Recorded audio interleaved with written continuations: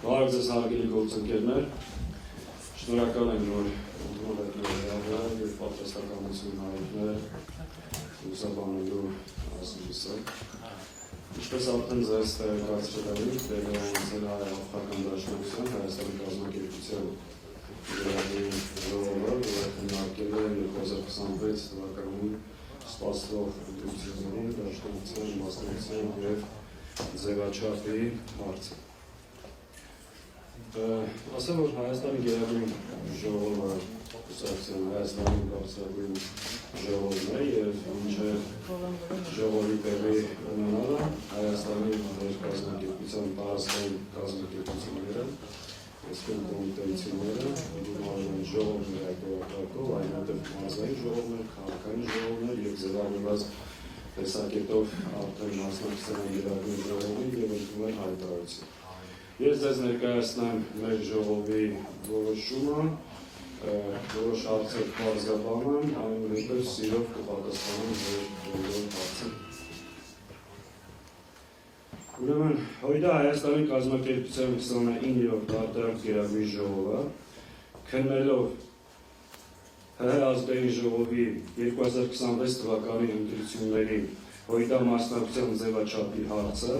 հիմք ընդունելով մարզային և քաղաքային ժողովների առաջարկությունները, ինչպես նաև ժողովի մասնակիցների տեսակետներն ու կարծիքները արձանագրեց։ Հայաստանի Հանրապետությունն ու ողջ հայ ժողովուրդը կանգնած են աշխարհաքաղաքական փոփոխությունների ու անվտանգության լրջագույն սպառնալիքների առջև։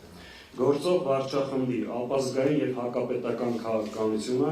հարցականի տակ է դրել Հայաստանի պետականության ապագան և երկրի տարածքային ամբողջականությունը։ Իրավիճակում բեկում մտցնելու, սպառնալիքները չեզոքացնելու և նոր որակի ազգային պետություն կառուցելու առումով գործող վարչախմբի իշխանազրկումը հրամայական է։ Այս համատեքստում 2026 թվականին սպասվող խորհրդարանական ընտրությունները անհրաժեշտ է վերածել գործող վարչախմբի վերարտադրությունը կանխելու միջոցի։ Ելնելով վերը նշված հաստատումներից, Գերագույն ժողովը որոշեց մասնակցել 2026 թվականի ԱԺ ընտրություններին նախապատվություն տալով դաշինքային ձևաչափին։ Լիազորել հույդա Հայաստանի գերագույն մարմնին վարել ակտիվ նախընտրական բանակցություններ հավանական դաշինքի ձևաչափի վերաբերյալ, ապահովելով հույդա նշանակալի դերակատարությունը և մոտեցումների արտացոլումը կարևորագույն հարցերում։ Հայ-Հաղթական Դաշնակցության 29-րդ արտահայտ գերագույն ժողով։ Սա մեր ժողովի որոշումն է, այսինքն 26 թվականին ժողովը որոշել է մասնակցել և նախապատվություն տալ դաշինքային ձևաչափին և լիազորել է Դաշնակցության գերագույն մարմնի այս ուղղությամբ սկսել բանակցություններ և քննարկումներ։ Այս որոշման շրջանակներում առաջիկայում մենք սկսենք մեր քննարկումները դաշինքի վերջնական ձևաչափը որոշելու ուղղությամբ։ Բնականաբար մենք արժևորելով Հայաստան դաշինքի, գործող դաշինքի գործունեությունը, առաջնային քննարկումները մենք սկսելու ենք մեր գործընկերների հետ։ Մեր տրամադրվածությունը հետևյալն է։ Մենք ունենք ցանկություն, ունենք հնարավորություն, ունենք ինչու՞ չէ հավակնություն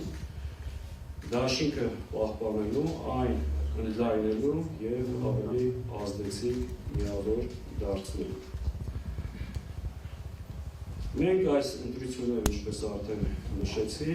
սա հերթական, սովորական կամ ընթացիկ ընտրություններ չեն մեր համար։ Սա այս ընտրությունների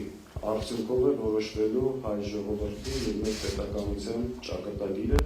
և մենք այս ընտրությունները դիտում ենք իբրև հնարավորություն այս իշխանության վերարտադրությունը կանխելու համար։ Եվ մեր այս որոշմանը մենք եկել ենք նաև այդ դրդապատճառով, այդ նպատակից ելնելով, որ մեկտեղենք մեր ուժերը, հնարավորությունները ավելի ազդեցիկ կերպով ներկայանալու և մեր խնդիրը լուծելու համար։ Այսքան հայտարարության մասին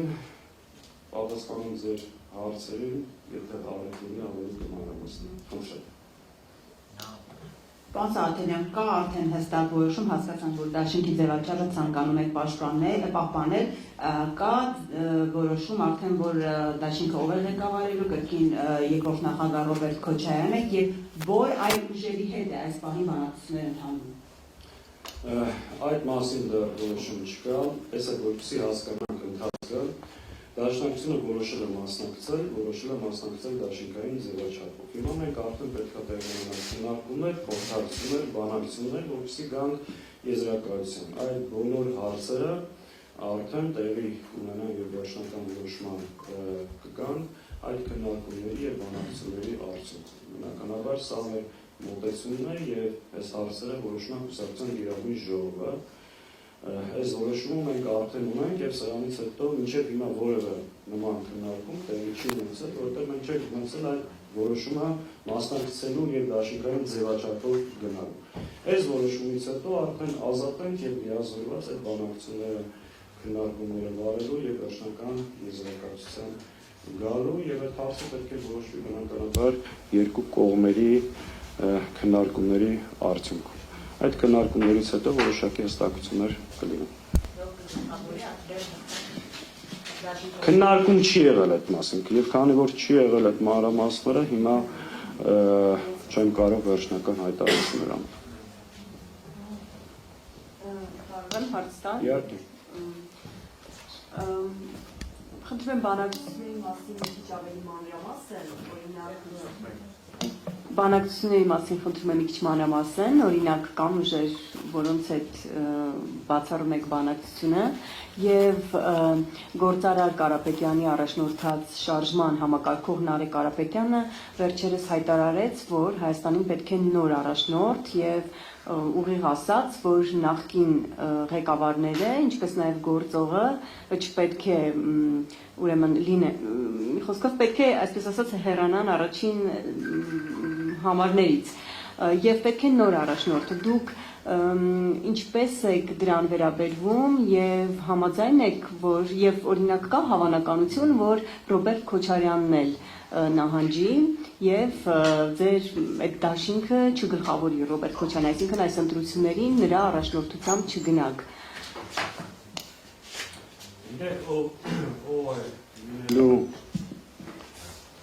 Եվ ով է արժանի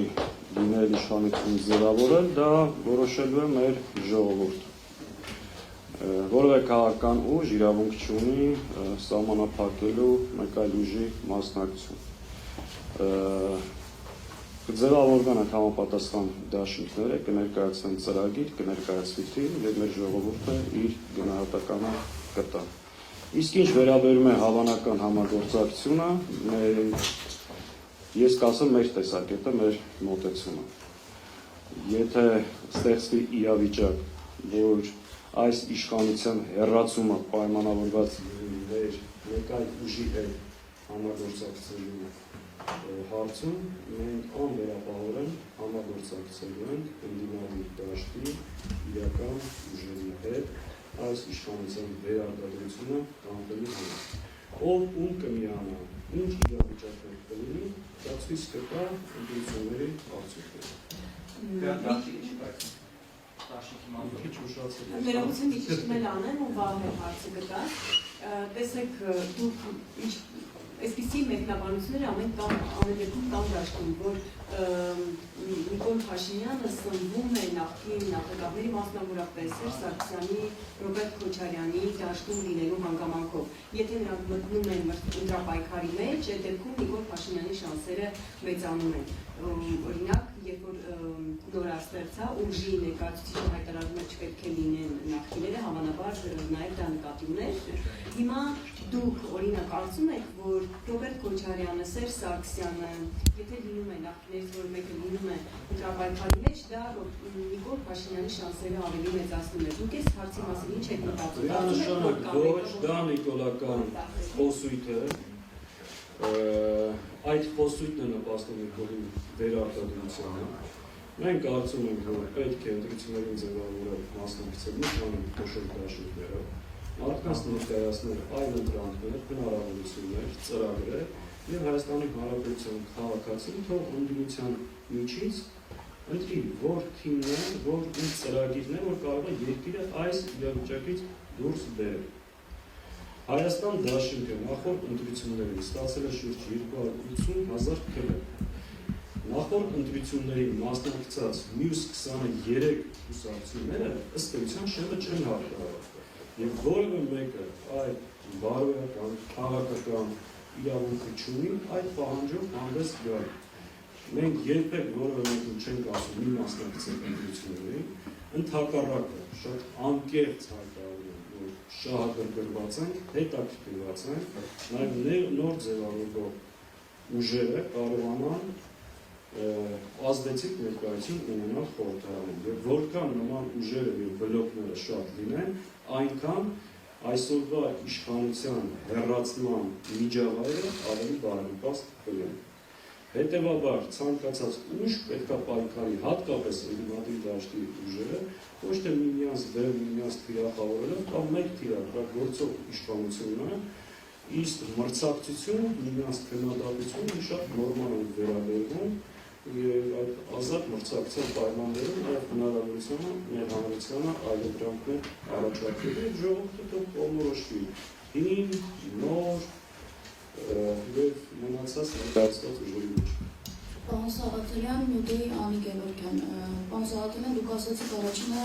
հնարավորները կսկսեք Հայաստան խմբակցության հետ, առաջնորդը Հայաստան դաշինքի Ռոբերտ Քոչարյանն է, ասել է թե առաջին քննարկումները կսկսեք կամ արդեն սկսել եք Ռոբերտ Քոչարյանի հետ։ Իսկապես կարծում եք, որ ժողովուրդը ձեր ժողովը ճիշտ է գնահատել իրավիճակը եւ Հայաստանում եւ ժողովրդի շրջանում տեսակետները եւ բացի դրանից քաղաքական այն ուժերը կամ դաշինքները, որոնք ասում են, որ երկիրը պետք է այս իրավիճակից դուրս բերեն, այս տարիների ընթացքում դուրս չեն բերել։ Չեն եկել Արցախը, չեն նպաստել նրան, որ թշնամին դուրս գա, նկատում են բարձր լարման իշխանություններին ուղղված, չեն նպաստել նրան, որ նաև թշնամին դուրս գա մեր օկուպացված տարածքներից։ Հիմա նախ դուք ինքներդ ձեր կարծիքով այդ դաշինքով արժանի եք կրկին մասնակցել ընտրություններին։ Երբ որ ասեք ընդդիմությունը չի նպաստել, երբ որ թշնամին դուրս գա, Հայաստանի տարածքից, ինչպես եք պատկերացնում ընդդիմության խնդիրը պետք է լիներ այս իշխանությունների հեռացնել 21 թվականի ընտրություններին մենք մասնակցել ենք հանրությանը ներկայացրել ենք թիմ ծրագիր ստեղծված իրավիճակից դուրս գալու ժամանակային պարտած դժբախտաբար այս իշխանությունը կարողացել է խաբել կրկին մեր հասարակությանը վերարտադրել եւ անցնող 5 տարիների ընթացքում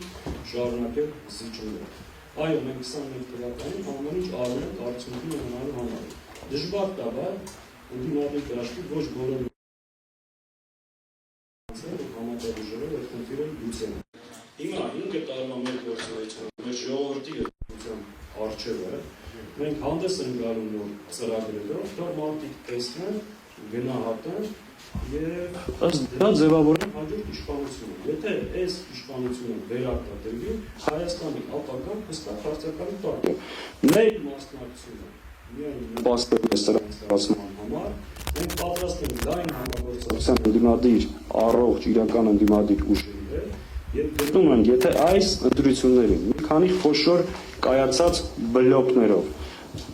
որոշ ուժեր մեկտեղ են իրենց հնարավորությունները, ռեսուրսները ավելի ազդեցիկ կերպով լայն հնարավորություններով ներկայանան հանրությանը, այո, առաջկա սպասվող ընտրությունները միջոց եւ հնարավորություն են այս իշխանություններին հեռացնելու համար։ Հիմա նախորդ 5 տարիների ընթացքում տեսել եք ինչ ա եղել, 5 տարվա մեջ 3-4 փողոցային շարժում է տեղի ունեցել, ամեն ինչ արել ենք այդ խնդիրը լուծելու։ Դժբախտաբար Չարիքի իշխանությունը դեռ իշխանության է։ Հիմա ինչ եք առաջարկում, չմասնակցենք այս ընտրությանը։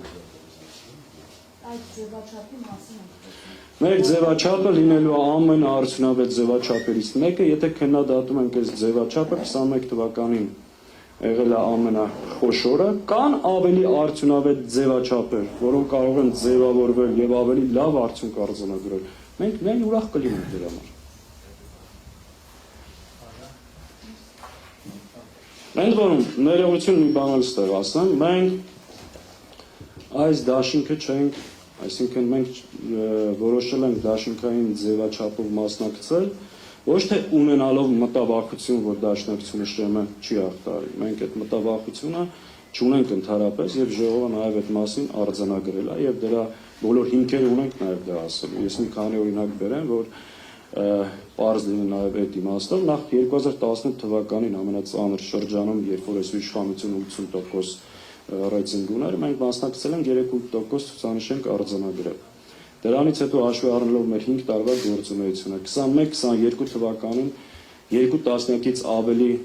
խոշորացված համայնքներում մասնակցել ենք տեղական ընտրությունների եւ արձանագրել ենք 5-ից մինչեւ 20%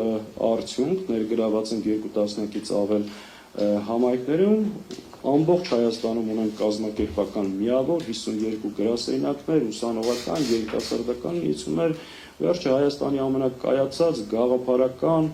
շարքեր ունեցող կառույցն է։ Մենք ՇՄ հաղթահարելու խնդիր բացարձակ չունենք, բայց մեր նպատակը այս ընտրություններին 4, 5, 8 կամ 10 падգամավոր ունենալը չի։ Մենք նախընտրում ենք դաշինքային ձևաչափ, որպեսզի այդ դաշինքի արդյունքում նորից են կրկնում մեկտեղելով մեր ուժերը, հնարավորությունները, ռեսուրսները ավելի ազդեցիկ արդյունք գրանցեն։ Եվ դաշինքի մեր տրամաբանությունը հենց այդ էֆեկտիվությունն է։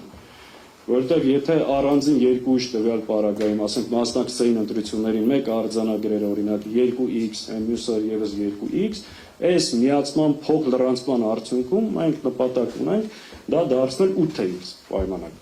Հետևաբար այո, մենք ձևավորել ենք ամենաէֆեկտիվ դաշինքներից մեկը եւ դա շուտով մեր կարծիքով իրականություն կդառնա։ Առնվազն սա մեր տեսակետն է եւ այս համաձայնություններ ունենալու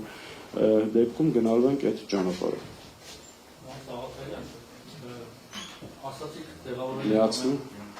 Ասացիք ձևավորել եք ամենաէֆեկտիվ դաշինքներից մեկը, բայց դա պարզ չի։ Վերջերս ձևաչափը նորից Հայաստան դաշինքի ֆորմատն է լինելու, թե չէ։ Ոնց հասկացա, դրա մասին չեք խոսել, խոսել Եվ տպավորություն է, որ ՀԱԿ-ն էլ օրինակ հայտարարեց մի որոշ ժամանակ առաջ, որ մասնակցել են ընտրություններին, բայց էլի հստակություն չկա։ Ինչ որ խմորումներ են, ինչ որ չի ստացվում ընդհանուր կոնսենսուսի գալ քաղաքական դաշտի դերակատարներ, թե ոչ, եւ դուք պատասխանեցիք, որ դաշնակցությունը անցող իշեմը կհաղթահարի, այսպես խոսակցություն կա, որ դաշնակցությունը իր 4-5%-ը ունի անցնելու։ Հիմա դուք դաշինքով եք մտածում, թե անհատապես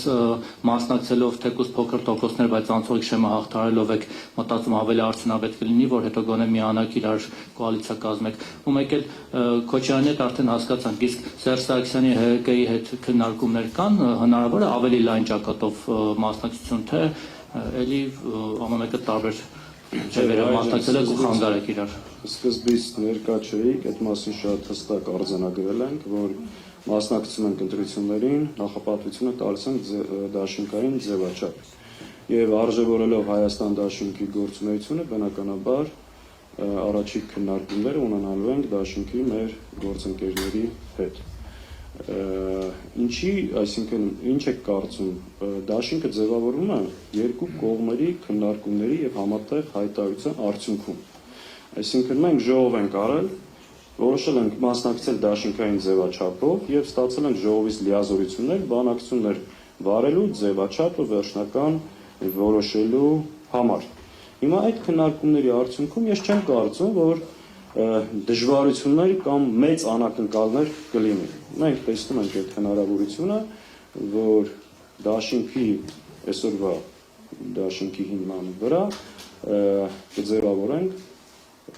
նոր, ավելի ազդեցիկ, ավելի հավակնոտ դաշինք։ Ենթադրել եք, որ եթե խոսել եք Քոչարյանի հետ, որ նախնական դիմացի, որ միակողմանի չլինի։ Նախնական բնականաբար երկուստեք ցանկություն կա, բայց մենք որևէ բանակցություն մինչև հիմա այս ուղղությամբ չենք վարել, որովհետև գոյություն ունի ընթացակարգեր։ Այսինքն կուսակցությունը պետք է ունենար այդ որոշումը, որպեսզի կարողանանք այդ ուղղությամբ բանակցություններ վարել։ Ես հստակ եմ ասում, մենք առաջինը կխոսենք մեր գործընկերների հետ, ունենանք որոշակի համաձայնություններ, դրանից հետո ընդլայնման եւ մյուս հնարավորությունները կքննարկվեն։ Արդից օգտվելով այդ մասին եւս ասեմ, մենք գիտեք քաղաքական դաշտի միավորների հետ արդեն 1 ամիս է մի շարք կարևորագույն հարցերի շուրջ դաշնակցությունը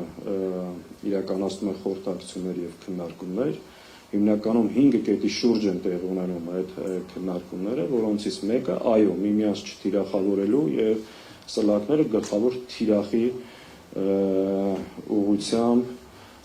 ուղղելն է եւ անկախ նրանից, ստեղ էլ որ հստակ լինի էլի մեր դիրքորոշումը, անկախ նրանից ընդդիմադիր քաղաքական ուժերը ինչ ֆորմատով եւ ինչ ձևաչափով կմասնակցեն այս ընտրություններին, գոյություն ունեն օրակարգային եւ կարեւոր առաջնային հարցեր, որոնց շուրջ համագործակցելը կենսական անհրաժեշտություն է։ Միմյանց եկեղեցու պաշտպանություն, միմյանց չթիրախավորել, քաղբանտարկյալների հարց, ընտրությունների վերահսկողություն, օրինակ մեր կարծիքով ընդդիմադիր բոլոր միավորները առնվազն մի քանի հարցի շուրջ նախորդ հայտարարություն պետք է անան, որ որևէ կերպ, որևէ պարագայում չեն համագործակցելու այս իշխանությունների հետ եւ մի շարք հարցերի շուրջ պատրաստ են միմյանց հետ համագործակցելու։ Եվ այդ բանակցությունները շարունակվում են, դրանք նախընտրական բանակցություններ չեն, այլ ընդդիմադիր դաշտում դիմադրության մեխանիզմներ ձևավորելու եւ այս բռնաճնշումներին դիմագրավելու համար։ Պարոն Սաղաթելյան, Լուսավոր Հայաստան կուսակցության առաջնորդը առաջարկում է, որ ընդդիմադիրները մեկ ճակատ կազմեն ու այսպես ուժեղ ճակատով մասնակցեն ընտրություններին եւ համարում է դա Էդմոն Մարուքյանը ամենաարդյունավետ ճանապարհը Փաշինյանին տուն ուղարկելու համար։ Դուք քննարկել եք մեկ ճակատով մասնակցելու, հա, որ լինի երկու բևեռ, իշխանություն, ընդդիմություն։ Քննարկել եք այդ հարցը ու արդյոք համարում եք, որ դա արդյունավետ է, այսով հնարավոր է տապալել գործող իշխանությանը, դա համարում եք արդյունավետ ճանապարհ։ Ուրեմն մենք այդ հարցը քննարկել ենք, ոչ միայն քննարկել ենք այս ժողովում, այլ նաև դրանից առաջ։ Ինքը իրականում լավ գաղափար է, մենք խորքի մեջ այդ գաղափարին դեմ չենք, բայց գործնականում այն իրականացնելը գրեթե անհնարին։ Ինչու՞, որովհետև նախ արդեն մի քանի ուժեր շատ հստակ հայտարարել են, որ պատրաստ չեն մեկ բլոկով մասնակցելու, եւ երկրորդ, որ անկեղծ ասեմ, դրա արդյունավետությունն էլ 100%, ինչպես պնդում են մեր շատ գործընկերներ, 100% համոզմունք չի, որ դա շատ արդյունավետ է։ Ինչու՞, որովհետև երբ որ բոլոր ուժերին նույնացնում ես, մեկի անձեռեցին գահացնում եմ մյուսին ու հակառակը, իհարկե ուժերը մեկ տեղում ես հնարավորությունները, ռեսուրսները, բայց նաև այդ նույնացնելով հանրության տարբեր շերտերի զրկում ես այլընտրանքային հնարավորություններից։ Քանի որ այդ ըստ էության գործնականում անհնար է, մեր առաջարկը հետևյալն է, որ ընդդիմադիր դաշտի ուժերը պետք է մի կողմ դնեն շատ ամբիցիաներ, տարաձայնություններ եւ մեկտեղ են իրենց ուժերն ու հնարավորությունները ձևավորեն առնվազն 2, 3, 4 ազդեցիկ բլոկներ, որպեսզի կարողանան նախ շեմը հաղթահարել եւ երկրորդ գրանցել ավելի արդյունավետ արդյունք մեր գլխավոր նպատակը այս իշխանության վերարտադրությունը կանխելու համար։ Հետևաբար, քանի որ հնարավորություն չկա մեկ միասնական դաշինքով, առնվազն պետք է ամեն ջան գործադրել մի քանի խոշոր բլոկ ձևավորելու համար։ Սա է մեր մոտեցումը եւ այդ բլոկների հնարավորությունը կա ու արդեն դաշտում մի քանիսը նշмарվում է։ Ու անկախ նաև այդ ձևաչափերի որոշումից մենք գտնում ենք, որ կան կարևոր առաջնային օրակարգային հարցեր, որոնց շուրջ պետք է համագործակցենք։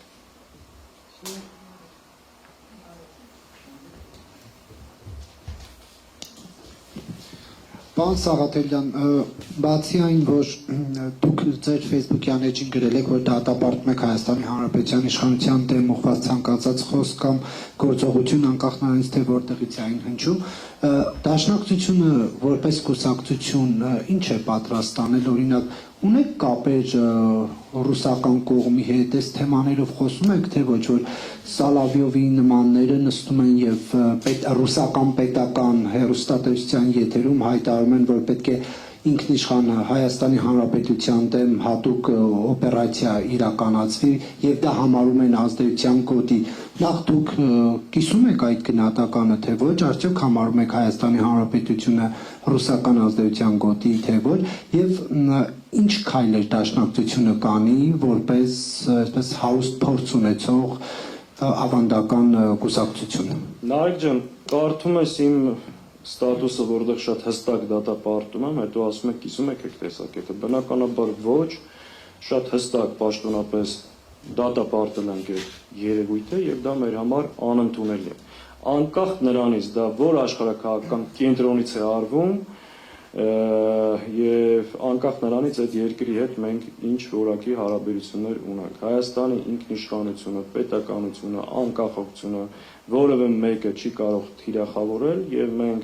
եւ հրապարակային եւ նաեւ այլ հանդիպումների ընթացքում բնականաբար մեր բողոքի ձայնը բարձրացնելու ենք ու մեր համար անընդունելի է։ Մեր համար նաեւ անընդունելի է ու ծիծաղելի է սա իշխանության վարկագիծը, երբ որ գիշեր-ցերեկ Հայաստանի Հանրապետությանը թիրախավորում են ամենաբարձր պետական մակարդակով Ադրբեջանից եւ Թուրքիայից, Հայաստանի ինքնիշխանությունը դնում են հարցականի տակ, Հայաստանի կողմից որևէ պատասխան չի ընչում։ Ու մի հատ ռուս, չգիտեմ, վերլուծաբանի համար ամբողջ պետական համակարգը ալեկոծվել է։ Մենք դատապարտում ենք, բայց նաեւ ակնկալիք ունենք, որ այս իշխանությունները նույն սրտացավությամբ դատապարտեն Ադրբեջանից եւ Թուրքիայից հնչող թիրախավորումները եւ համապատասխան գնահատական ու արձագանք տան նաեւ դրան։ Ու այս իշխանությունը, այսինքն իրանք միշտ այդ արտաքին միջամտության պատճառը եւ սնուցման աղբյուրը հենց իրենք են։ Մինչեւ իրենք նման բաներ Հայաստանի հետ սովորաբար չէր պատահում։ Իսկ դա ինչով է ձեզ պայմանավորված, որ ասում եք իշխանությունը ռուս վերլուծաբանի այդ հայտարարությունը դες քննարկեց, բանարեց, իսկ ինչպես դուք եք նշում, Թուրքիայից եւ Ադրբեջանից հնչող հայտարարություններ ինչ են արձագանքում։ Երկու բանով, մեկ իրենց հակառուսական կեցվածքով, մեկ էլ ձև բռնան, որ տեսեք, նրանք ովքեր ասում են Ռուսաստանի Դաշնությունը մեզ բարեկամ գործընկեր երկիր է, այնտեղից ինչպիսի հայտարարություն են հնչեցնում ու իրենք էլ ներկայանան իբրև Հայաստանի ինքնիշխանության եւ տարածքային ամբողջականությունը պահող կամ պետական ուժ, որ իրականության մեջ այդպես չէ։ Որովհետեւ այլ պարագաներում մենք նման կեցվածք իրենց կողմից չենք տեսնում։ Ու ես ասում եմ, կապ չունի որ աշխարհակահաղական կենտրոնն է, երբ որ Հայաստանի իշխանությունները նաեւ արևմուտքին հրավիրում են ուղիղ միջամտել Հայաստանի ներքին գործերին, աշխարհի տարբեր երկրներում տեղ ունեցած ընտրական process-ները կիրառել նաև Հայաստանում, սա եւս մեր կողմից դատապարտելի է եւ ուղիղ միջամտություն Հայաստանի ներքին գործեր։ Եվ կներեք մեկ հստակեցում ունեմ, պարոն Սաղաթելյան, որ ասեցիք հանդիպումներում բողոքում եք, այսինքն լինելու է ապագայում ինչ-որ հանդիպում այս թեմայով, թե ընդհանրապես եք ասում։ Ես ասացի, որ մեր հանդիպումներում նաև նման հարցեր բարձրացնում ենք, որը մեկի համար գաղտնիք չի, որ մենք տարբեր կապեր ունենք, այդ թվում նաև Ռուսաստանի քաղաքական կուսակցությունների գործընկեր կուսակցություն ունենք, այդ թվում նաև եվրոպական բազմաթիվ երկրների եւ այն հայտարարությունները, որ մենք անում ենք հրապարակային, բնականաբար նաև այդ հանդիպումների ժամանակ եւս բարձրաձայնում ենք։ Առաջիկայում նախատեսվում է այս թեմայով։ Այս բան կոնկրետ պայմանավորվածություն չկա, բայց ցանկացած առիթի դեպքում մենք պատրաստ ենք դա բարձրացնելու, որևէ խնդիր չկա։ Որևէ սահմանափակում կամ կաշկանդում չունենք այդ ուղղությամբ՝ ի տարբերություն ոմանց։ Ասել եմ։ Պարոն Սաղաթելյան, դուք խոսեցիք, որ իշխանությունները դիմել են Եվրոպային ուղիղ միջամտելու համար մեր երկրի ներքին գործընթացներին, այս պարագայում սպասվելիք խորհրդանական ընտրություններին։ Ինչ եք կարծում, արդյոք այդ միջամտությունը կլինի եւ որքանով է ընդդիմությունը դրան պատրաստ։ Տեսեք, այն սցենարների մասին, այո, այն սցենարների մասին, որ խոսում են, դա ուղիղ միջամտություն է, դա ընտրությունները ազատ, արդար, թափանցիկ կազմակերպելու մասին չէ, այլ ընտրությունների մասնակցող մի շարք ուժերի հնարավորությունները սահմանափակելու, որտեղ այդ օրինակները, որ բերում են կոնկրետ երկրներով, այդ երկրներում դա է տեղի ունեցել։ Սա իրոք շատ խորը մտահոգության տեղիք է տալիս եւ մենք հիմիկվանից պետք է նաև բարձրացնում ենք միջազգային տարբեր ամբիոններում այս վտանգի մասին, եւ սա ամենախայտառակ սցենարն է, որ կարող է տեղի ունենալ, եւ Հայաստանում իշխանության ձևավորման սուբյեկտը հայ ժողովուրդն է եւ հայ մարդը, որևէ արտաքին միջամտություն, նորից եմ ասում, որևէ կողմից մեր համար անընդունելի է։ Հայաստանի Հանրապետության քաղաքացին պետք է ձևավորի Հայաստանի իշխանությունը, այլ ոչ թե թուրք-ադրբեջանական ազդեցության, արևմուտքի կամ թեկուզ ռուսական կամ թեկուզ մեկ այլ։ Հետևաբար ցանկացած արտաքին միջամտություն Հայաստանի Հանրապետության քաղաքացու իշխանությունը ձևավորելու սկզբունքի վրա մեր համար անընդունելի է եւ ընդդիմադիր դաշտ տեսողությամբ եւս պետք է հանդես գալ։ Այդ մասին մենք հրապարակային հայտարարություններ արել ենք, անելու ենք եւ միջազգային տարբեր ամբիոններից այս հարցը բարձրացնելու ենք։ Եթե խոսքը ոչ թե թափանցիկ ընտրություններ կազմակերպելու մեխանիզմի, այլ այդ նպատակով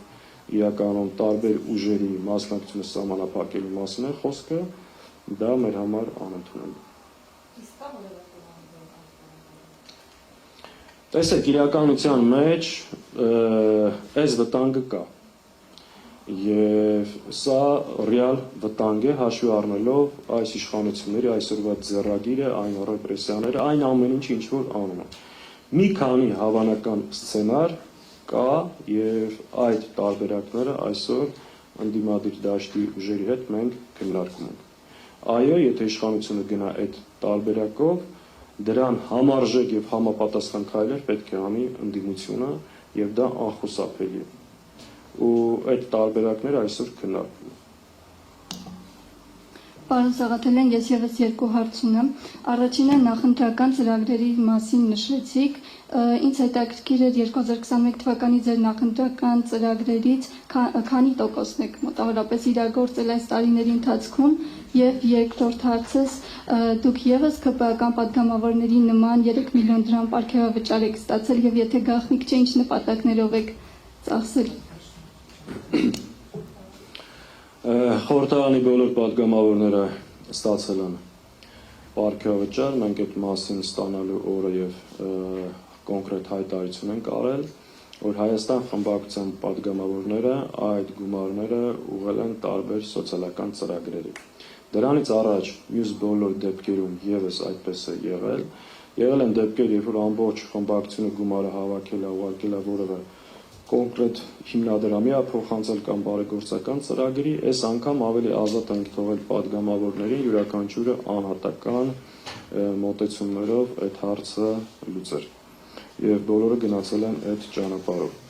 Իսկ ինչ վերաբերվում է մեկ հարցերի հաշվում գրածած այդ միլիոնները գնան տանքեն վայրեն, տան հիպոթեքերը փակեն, չեչևացնեն, ավտոներ առան։ Նայ, չենք արել ձեր ձեռից չենք պրսնում, բա որ անայինք ինչ կանեինք։ Իսկ ինչ վերաբերվում է մեր նախընտրական ծրագրի քանի տոկոսն են կարողացել իրականացնել, դժբախտաբար մեր ծրագրի չեն կարողացել իրականացնել, որովհետև չեն կարողացել Հայաստանում ձևավորել իշխանություն։ Վերջին 5 տարիների ընթացքում խորհրդարանում հանդես են եկել տասնյակ օրենքի նախաձեռնություններով եւ այս իշխանությունը այդ բոլոր նախաձեռնությունները մերժել։ Նույնիսկ մենք մի շրջան վերցրեցինք եւ իրենց նախընտրական խոստումները դա օրենքի նախագիծ դարձրեցինք, օրինակ կենսաթոշակները բարձրացնելու, բազմազավակ ընտանիքների մասին, մի քանի սոցիալական ցցուն խոստումներ, որ ԿՊ-ն տվել էր եւ իր նախընտրական ծրագրում գրել էր, մենք վերցրեցինք իրենց խոստումները, տվեցինք օրենսդրական տեսք եւ տարանք խորհրդարան, որոնք բնականաբար հերթով մերժեցին։ Այսինքն, այո, մենք չենք կարողացել մեր նախընտրական ծրագիր իրականացնել, որովհետեւ չենք կարողացել ձևավորել իշխանություն։ Եթե մեր նախընտրական ծրագիրը իրականություն դարձած լիներ, այս 5 տարվա շարունակական կորուստները տեղի ունեցած չէին լինի։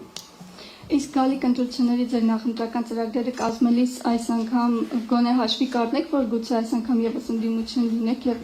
ծրագրերը կազմելիս։ Գիտեք, եթե դուք պատկերացնում եք որևէ ուժ ընտրություններին պետքա մասնակցի ու այսինքն նախորոք ասի ես գնում խորհրդարան ընդդիմություն լինելու, այդպես չի լինում։ Քաղաքական ուժերը ընտրություններին մասնակցում են, որպեսզի ձևավորեն իշխանություն ու իրականացնեն իրենց նախընտրական ծրագրերը։ Այս իշխանություններից տվել կարճ մի բանի ուզում եմ անդրադառնալ, հիմնական խոսույթը առաջկա ընտրություններին լինելու է խաղաղության օրակարգը, ոնց որ դա տեղ ունեցավ 21 թվականին։ Ես ընդհանրապես ուզում եմ կարճ հիշեցնել, այս ուժը արդյոք իրավունք ունի խոսելու խաղաղությունից։ Պարզ մի հատ 5 տարին փորձենք երկու նախադասությամբ ամփոփել։ 21 թվականին ինքը խոստացավ խաղաղություն, խաղաղության դարաշրջան, կարողացավ խաբել մարդկանց եւ վերարտադրվել։ 21 թվականին հանձնեց Գորիսկապան ճանապարհը, 22 թվականին մի տարի հետո տեղ ունեցավ մեկօրյա պատերազմ եւ Ադրբեջանը 3 ուղղություններով հարձակվեց Հայաստանի վրա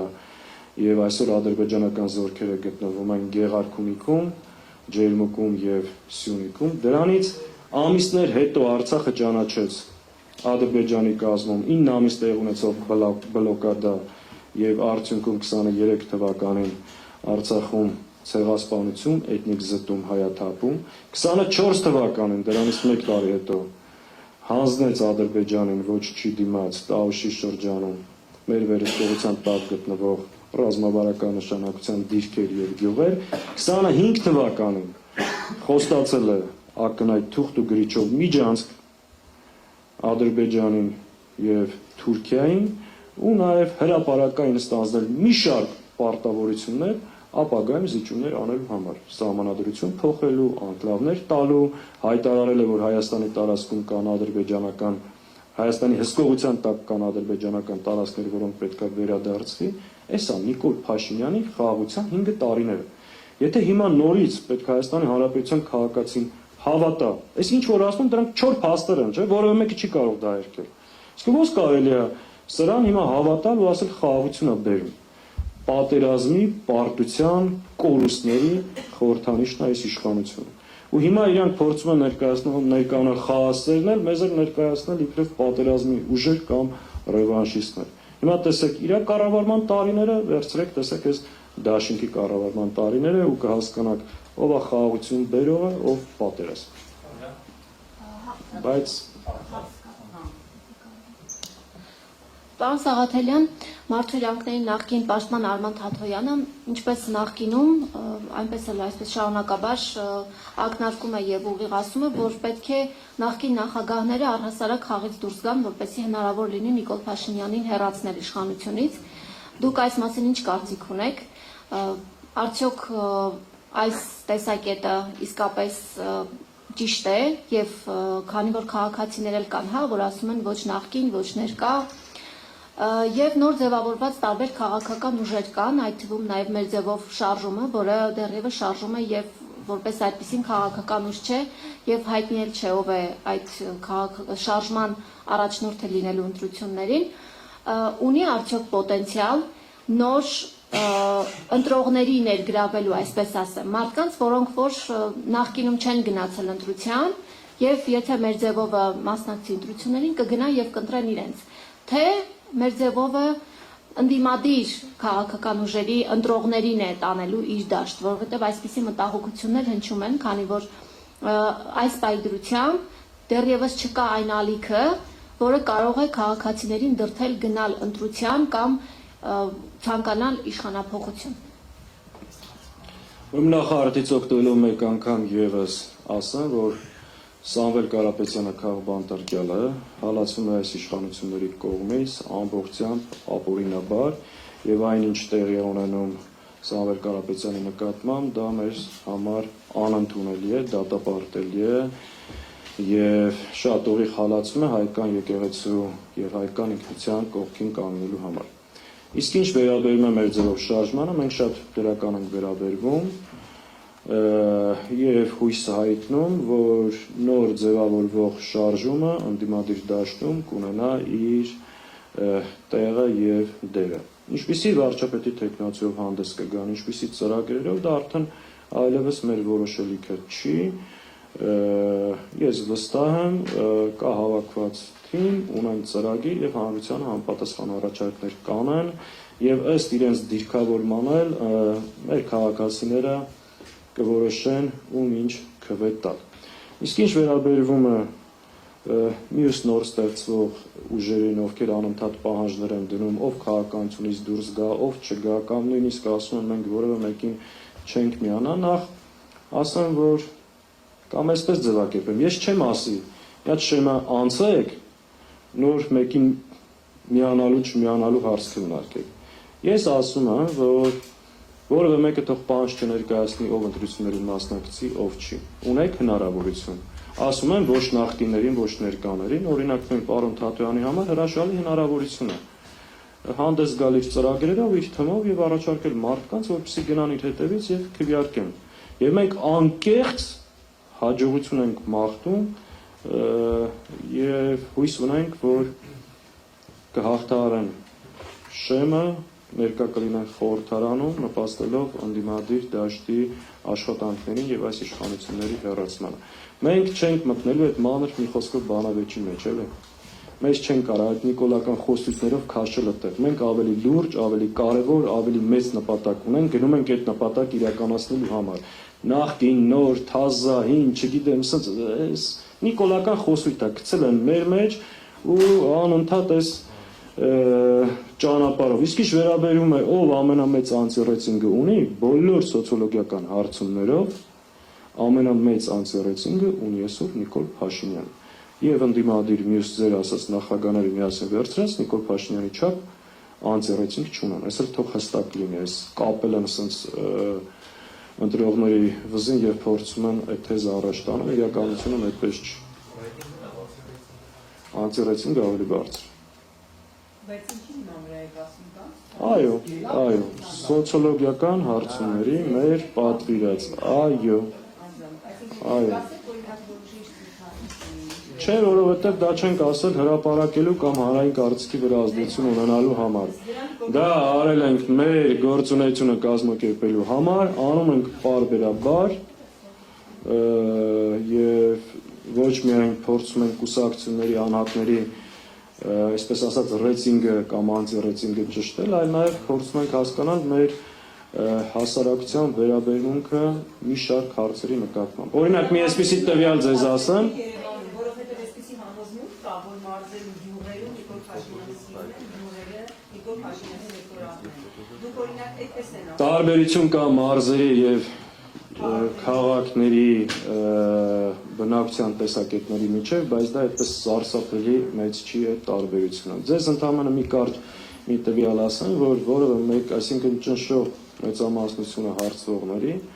65-70% չի հավատում, որ Նիկոլ Փաշինյանը կարող է ապահովել Հայաստանում խաղաղություն, անվտանգություն եւ Հայաստանի տարածքային ամբողջականություն։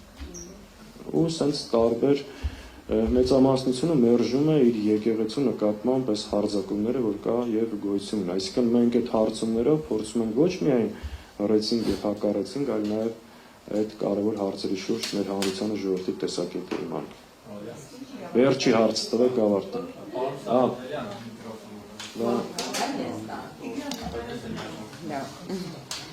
Տեսնում եք, ձայնը, հա։ Պարոն Սաղաթելյան, ամեն դեպքում 2021 թվականի ցանկալի արդյունքը չգրանցելուց հետո ընդդիմությունը համոզված եմ, որ այսպես վերլուծել է, դասեր քաղել է, որոնք են եղել այն մեծ սխալները, որոնք այս անգամ չեք անելու, այդ ուղղությամբ աշխատելու եք։ Եվ ես ուզում եմ նշել, որ ընտրություններից առաջել անգամ 2% տարբերությամբ պետք է Հայաստան դաշինքը առավելություն ունենար, եւ դա չեղավ։ Եվ շատ մասնագետների, փորձագետների համոզմամբ ընդդիմության անհաջողությունը կապված է, որ որևէ աշխարհաքաղաքական կենտրոնից այդ աջակցությունը չկա։ Ամեն դեպքում այս ուղղությամբ ինչ որ աշխատանքներ արվում են, թե ոչ։ Եվ նաև կուզենայի իմանալ հետաքրքիր է, եթե այսպես պատկերացնենք, որ հանկարծ նորից իշխանությունը վերարտադրվեց, արդյոք ընդդիմությունը պատրաստ է հետընտրական գործընթացների։ Ուրեմն այդ արդյոք ընտրություններից հետո եւ այլ այդ հարցին չենք անդրադարձել, մենք ամեն ինչ պետք է անենք, նորից եմ ասում, այս ընտրություններով հարցը լուծենք եւ դա հնարավորություն է միջոց։ Ինչպիսի արդյունք կունենանք, այո, շատ կարևոր է, նորից եմ ասում, նորից խնդիր բերում եմ դրան։ Ընդդիմադիր միավորները ինչպես կմասնակցեն, ինչ առաջարկ կանեն, որքան կհամախմբվեն եւ որքան արդյունավետ կաշխատեն։ Մենք այլ սցենար այս բանի չենք քննարկում, բացի իրենց հեռացնելուց։ Հետընտրական զարգացումներ, նախընտրական զարգացումներ, բնականաբար մենք ցանկացած սցենար նկատի ունենք, այո, նման քննարկումներ եւս կան, բայց այդ մասին բնականաբար այսօր շատ փակագծեր բացել պետք չի։ Ինչ վերաբերում է աշխարհաքաղաքական աջակցությանը, մենք որևէ աշխարհաքաղաքական կենտրոնից ոչ աջակցություն ուզել ենք, ոչ ուզում ենք, ոչ էլ ուզելու ենք։ Հայաստանի Հանրապետության իշխանությունը պետք է ձևավորի Հայաստանի Հանրապետության քաղաքացիների մասնակցությամբ եւ նրանց միջոցով։ Այլ սուբյեկտ իշխանություններ ձևավորելու չկա։ Եթե Հայաստանի հաջորդ իշխանությունը ձևավորվի որևէ աշխարհաքաղաքական կենտրոնի կողմից, իմացեք, որ մեր խնդիրները ավելի կխորանան եւ այդպես շարունակ։ Հետեւաբար մի փնտրեք առնվազն մեր թիկունքում նման հարցեր, փնտրեք հայկականություն, ազգային եւ մեր խնդիրները լուծելու պատրաստական ուժ։ Արտաքին աջակցությունը մենք մերժում ենք։ Արման Թաթվայանը հայտարարել է ու ավելի Դավիթ Անանյանը, որ իրենք 50+1% ձայն են հավաքել, այսինքն մեծամասնություն են ձևավորել եւ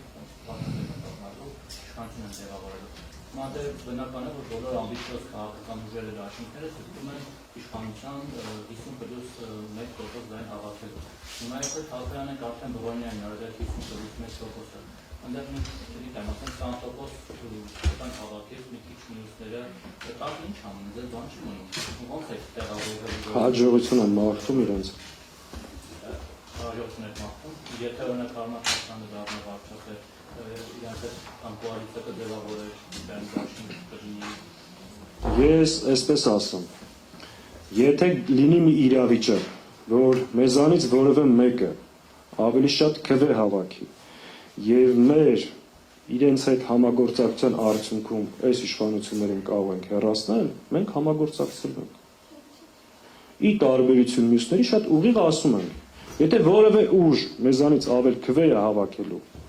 խոսքը բնականաբար իրական ընդդիմադիր ուժի մասին է, եւ մեր համագործակցությունից է կախված լինելու այս իշխանության հեռացումը, մենք այդ համագործակցությունը տեղի ունենալու է մեր կողմից այդ իմաստով վերապահում չկա։ Ես անշուշտ լավ, շատ բան չասեմ։ Չեք կարծում, որ ամեն անգամ կրկին նախագահի հայտնացում են, չէ՞, հայտնվել հիշում են նախնիների թվերի մի 2% ցանով կամ ուժեր են ներդրում, սկսում են 1-1.5%-անով քվե ունեցող ուժեր, որոնք որ սկսում են հաճախ ձայն քաղցնել ավելի մեծ պոտենցիալ ունեցող ուժեր։ Հիմա չեք կարծում, որ ընդդիմադիր դաշնություններ անելիք ուներ, որպեսզի կամ այդ 1.5%-անոցները միավորվեն դոնե մի 4%-ի դաշնություն ձևավորեն, կամ չխանգարեն եւ Շատ կարևոր հարց եք ասում, մենք այս ընտրություններին հաջողության հասնելու համար երկու կարևոր խնդիր կա, որ պետք է կարողանանք լուծել։ Մի խնդիր ընտրությունների բարձր մասնակցություն եւ երկրորդը ամեն ինչ անել, որպեսզի ընդդիմադիր միավորների ձայները չփոշիանան։ Որտեւ եթե բնականաբար դաշտում կան ընդդիմադիր մի շարք միավորներ, որոնք ունեն լավ ծրագիր, լավ թիմ, բայց չունեն այդքան մեծ ռեսուրսներ եւ երաշխավորված չի իրենց խորհրդարան անցնելու հարց։ Հետևաբար նման ուժերը պետք է իրենց մեջ ուժ գտնեն, մեկտեղեն իրենց հնարավորությունները, միավորվեն իրար, որպեսզի կարողանան շեմը հաղթահարել։ Հակառակ պարագայում այդ ձայները փոշիանալու է եւ նպաստելու են այս իշխանության վերարտադրությանը։ Մենք շատ անկեղծ այդ ուժերի հետ այդ մասին խոսում ենք եւ դրական բան ասեմ, որ առնվազն այդ հասկացողությունը տարբեր ուժերի մոտ կա։ Ինչքանով դա կդառնա գործնական արդյունք, մենք գիտենք, որ նաև մի շարք ուժեր միմյանց հետ այսօր բանակցում են։ Երկու տարբերակ ունեն փոքր ընդդիմադիր ուժերը, կամ միավորվել միմյանց հետ, կամ ներգրավել խոշոր բլոկներում։ Հակառակ պարագայում, եթե այն ուժը ակնհայտ գիտի, որ ինքը չի կարող շեմը հաղթահարել, բայց ամեն դեպքում մասնակցում է, փոշիացնում է ընդդիմադիր ձայներ, դրանով ըստ էության անկախ իր կամքից նպաստում է այս իշխանության վերարտադրությանը։ Օրինակ Սուրեն Պետրոսյան կացրտազան պայքարից հիշում եք, որ գողացանցը բաժանիկը տարան հետո հետվերեցին աղացրի աշխատողներ։ Ինքն էլ է վերջերս հականջորություն հայտարարել է, որ մասնակցել է։ Արի դուրս բաներից խոսենք, էլի ցավը տանում հիմա։ Դե բայց այդ մարդիկ ավելի մոտնեն Թող գան մտնեն, հիմա, այսինքն տեսեք, մարդիկ կան, որ ձեր ասած 200 կամ 300 ձայն հավաքելու են, դե լավ, հիմա դրանց հետ խոսքը ավելի լուրջ բաների մասին։